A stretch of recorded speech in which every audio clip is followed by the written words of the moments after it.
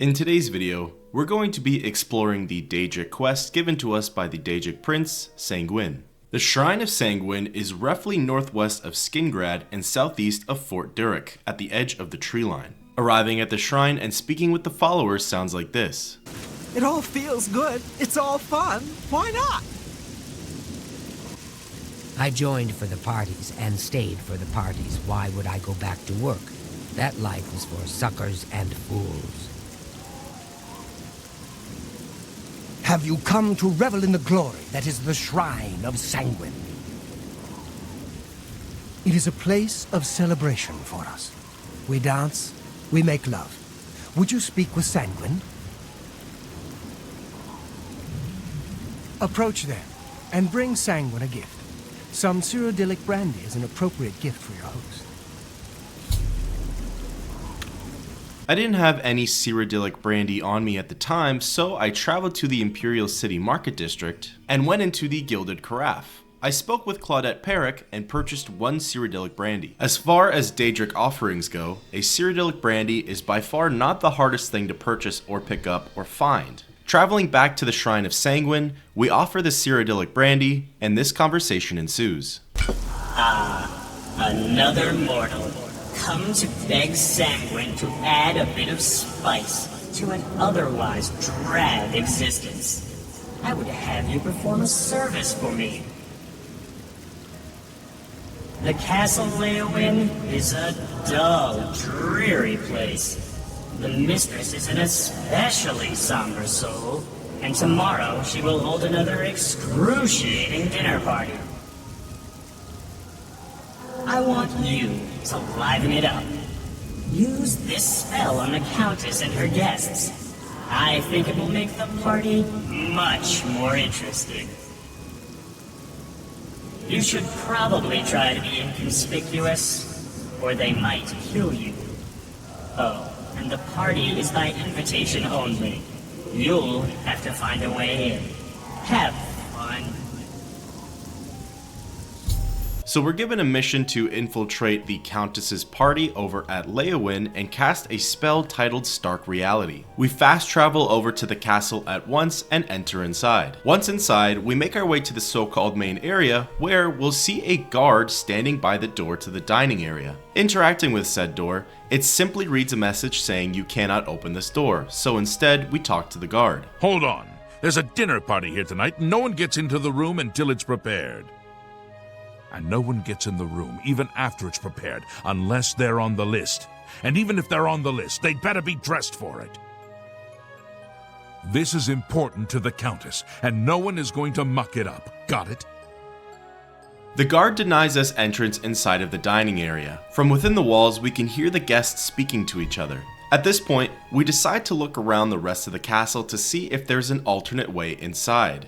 There definitely could have been, and most likely is, but I decided to go back to the guard and explore more dialogue options. We decided to speak with him again to see if he would offer up any new information. However, he just gave the same old speech again. Wandering around the castle a little bit more, I noticed an amazing opportunity. The Countess actually left the dinner party and briefly opened the door. I went to speak with her to see if there were any unique dialogue options for this quest. Unfortunately, there wasn't anything new, as I haven't even spoken to her yet with this character, so I just had to wait for the opportunity for her to enter back inside of the party. Finally, a few minutes passed by and she decided to go back inside of the party. The door was open for a few brief moments and we made our way inside. The guard closed the door behind us immediately and we were officially in the dinner party. I was worried that the guards would come in and accuse me of trespassing, but nothing like that happened. There were 4 guests at the table. I was really curious to see if we could get any unique dialogue options out of these people, but none of them had anything to offer other than rumors. I had never seen any of these NPCs before, so I did a little bit of research and I'm fairly certain that they're all unique to this quest.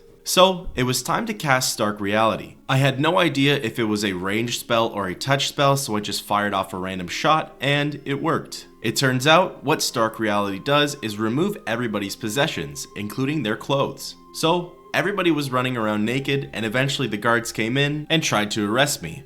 What really confused me is they said that I lacked the funds to pay the fine, but I was pretty sure I was fairly set on gold. So, it turns out that the spell Stark Reality actually had an effect on our character as well, and removed all of my possessions, including my gold. So, we did get the quest update saying that we should return to Sanguine, but I wasn't very satisfied with how everything went down. So, we reloaded the save, and I decided to take a slightly different approach. I decided to charm the guard by casting Beguiling Touch on him. What are you doing here?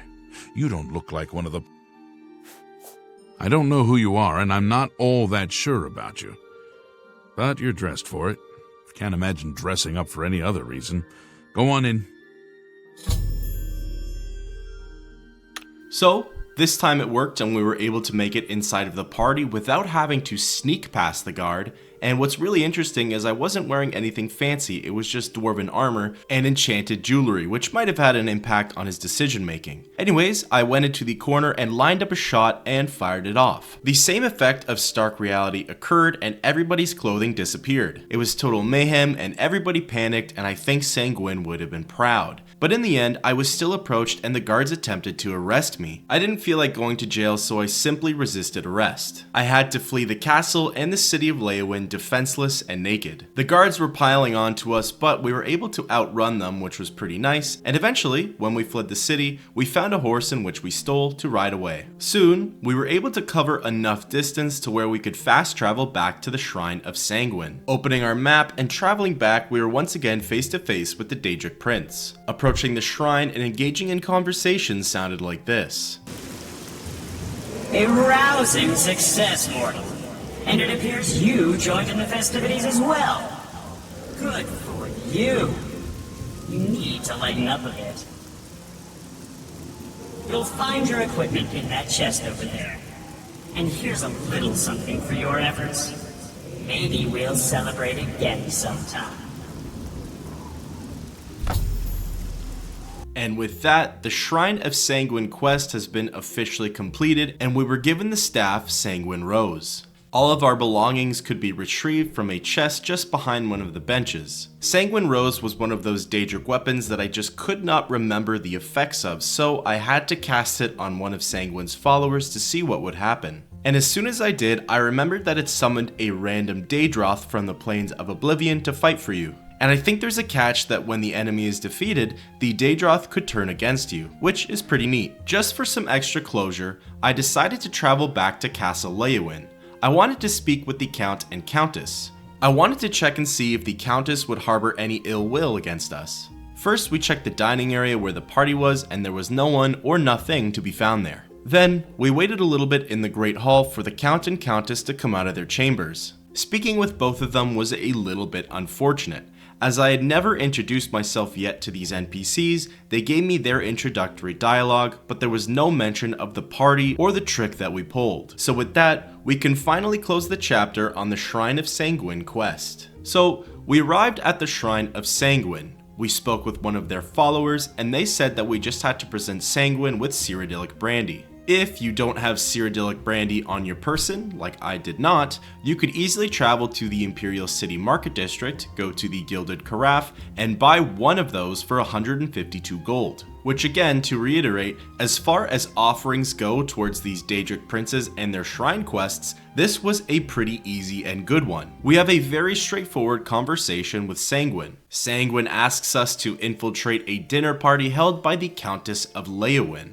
There, we're to cast a spell called Stark Reality on all of the guests, and once done so, we can return back to the shrine. Arriving at the castle, we're confronted by a guard who is blocking the door. Either by charming the guard or by taking advantage of the opportunity if someone were to leave the party, we can gain entrance inside. From there, it's as simple as casting the spell, receiving the quest update, and being confronted by the guards in order to arrest us. We can either flee or go to jail, but in either scenario, we will end up back at the Shrine of Sanguine. From there, they'll give us the Sanguine Rose, and all of our belongings will be placed in a chest just behind us. I really like the Staff of Sanguine Rose because my character is not proficient in magic. There are definitely times during a battle where conjuring a partner of some sort would have really helped me, so with this Daedric artifact in our possession, it will certainly make battling a lot easier. Overall, the Shrine of Sanguine quest was short and sweet, it had a really nice flow to it, and I especially liked how it didn't involve any fighting. It wasn't even really a quest about dialogue or your character's personality or decision making, it was more of a get in, cast a spell, get out kind of quest, and I really appreciated that. Until next time, keep on adventuring.